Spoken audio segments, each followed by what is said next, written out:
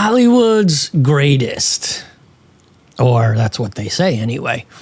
Motion picture and film historians often rate 1939 as the greatest year in the history of Hollywood, end quote.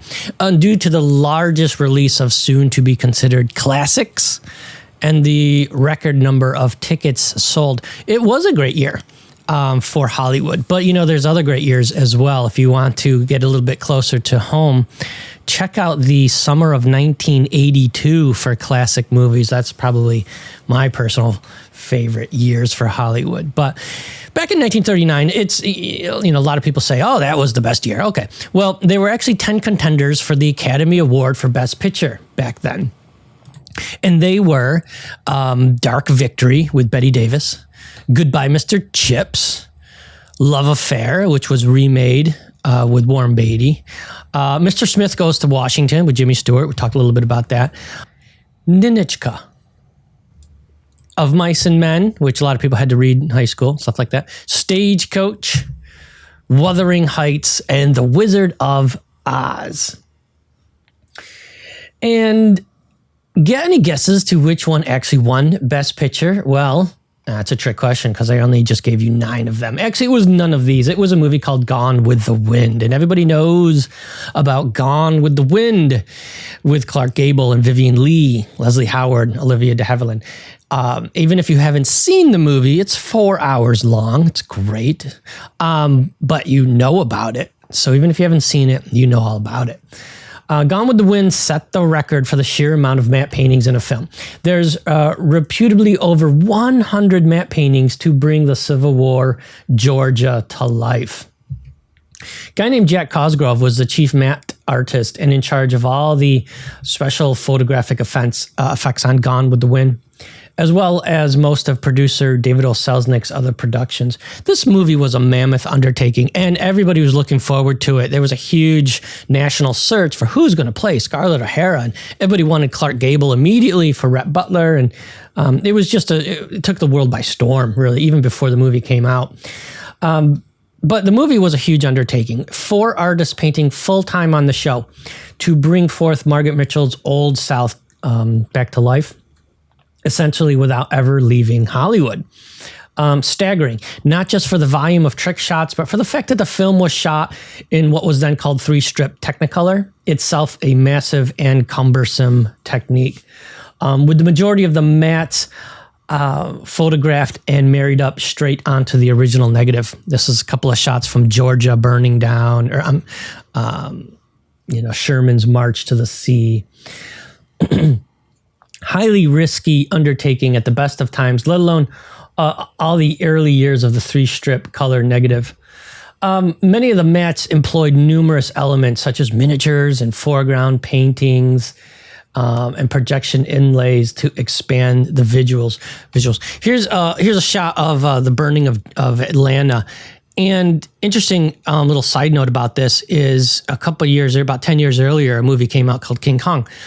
And they were going to destroy the set. The set in it involved a humongous wall to keep King Kong into the jungle and keep the natives safe.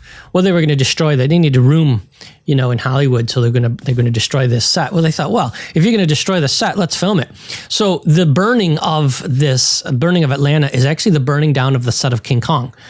And it was during this humongous sequence, when everybody was kind of sitting back and watching the fire, that Vivien Leigh was introduced to David O. Selznick to say, here's your star. Here's the star of this film, Vivien Leigh, the English actress, during this sequence. Little nugget of Hollywood lore.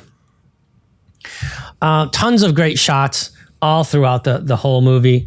Definitely required viewing for anyone that's a big fan of cinema. Not to be outdone through all this, here's more. A lot of this is destruction shots because obviously this movie takes place during the Civil War.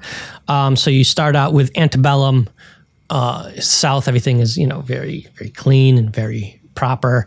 And then towards the end of, the movie, it goes through quite a narrative arc of the destruction of what occurred.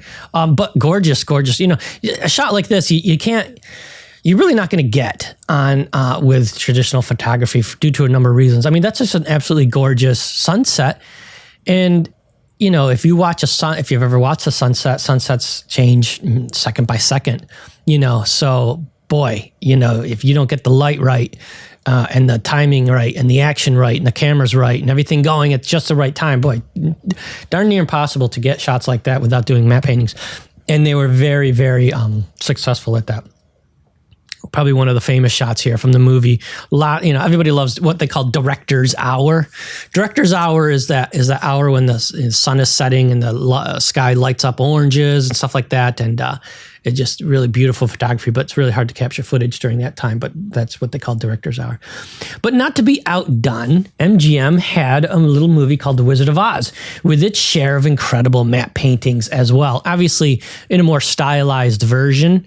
You know, back there, those hills, that's not what hills look like, but it's supposed to be a fantasy world. You know, the Oz doesn't really exist. It's supposed to be completely different from Kansas. So there was some, you know, obvious creative liberties taken to make it into a kind of fantastical world that you just can't film.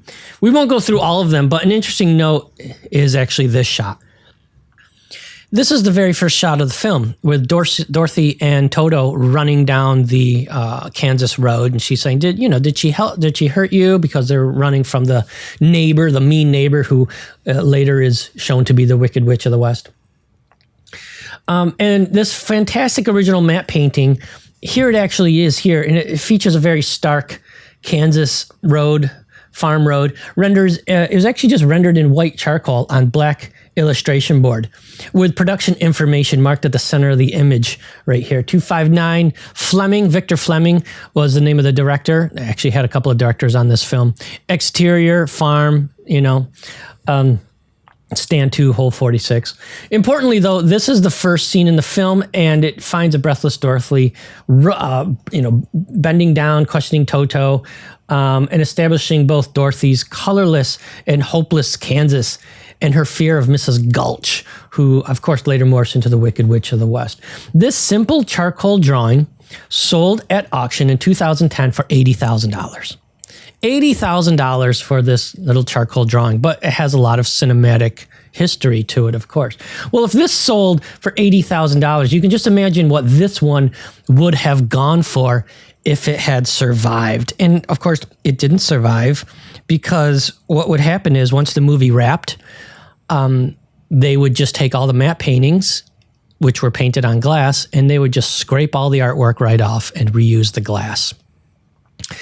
Nowadays, even little bits and pieces of famous movies go up for auctions, and everybody tries to get them and catalog them or put them in museums. But back then, nobody had any idea that anybody would be interested in anything from any of these movies, props or matte paintings or artifacts. So it's really rare to have some of this stuff. I mean, you could still find her dress and her shoes, the gold, the ruby slippers and stuff like that. But for the most part, most of the matte paintings were completely lost. Why wasn't the other one lost? Because it was on charcoal. It was charcoal on Bristol board. And how are you going to erase that? You really can't. But you can certainly scrape the oil paint off the glass and reuse the glass.